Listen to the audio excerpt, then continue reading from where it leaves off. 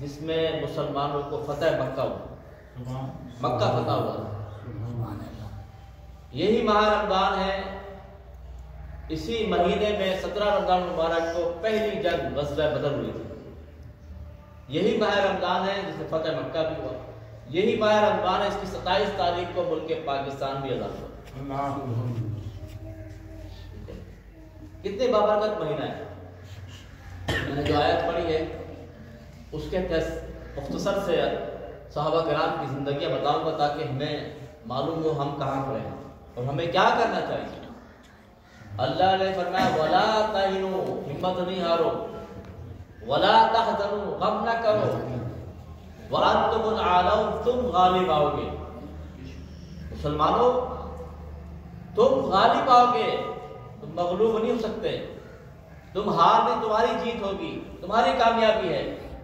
لیکن شرط کیا؟ ان کنتم، ان شرطیاں لگا دیا، ان کنتم مؤمنین، اگر تم مومن ہو، اگر تم ایمان والے ہو تو کامیابی کس کی ہے؟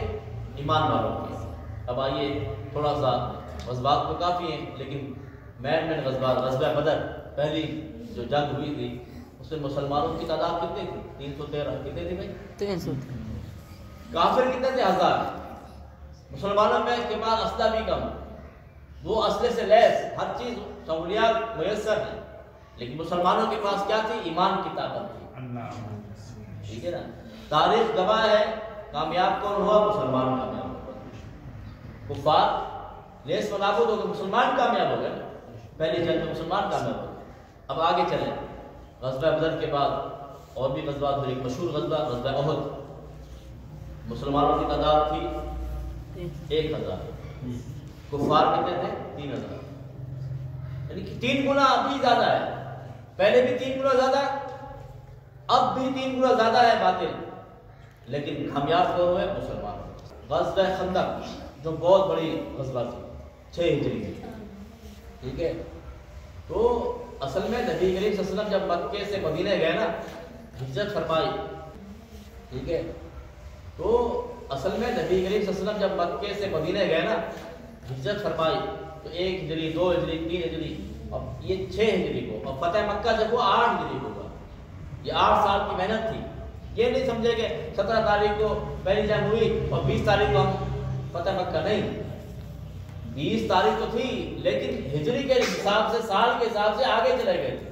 جس طرح ہم ملک پاکستان بنا ہی رمضان شریف میں، لیکن ایسا تو نہیں کہ نبی کے زمانے سے بہت قریب تھا، نہیں، بہت بعد ہے۔ اس کو سمجھیں آپ، ٹھیک ہے؟ اس ماہ مقدس کی تاریخیں تو ملتی ہیں لیکن سال کے حساب سے پھر فرق پڑ جاتا ہے۔ غزوہ بدر ہوئی 2 ہجری میں پہلی جنگ، لیکن فتح مکہ 8 ہجری میں، یہ 6 سال کا فرق ہے، 6 سال کی محنت ہے۔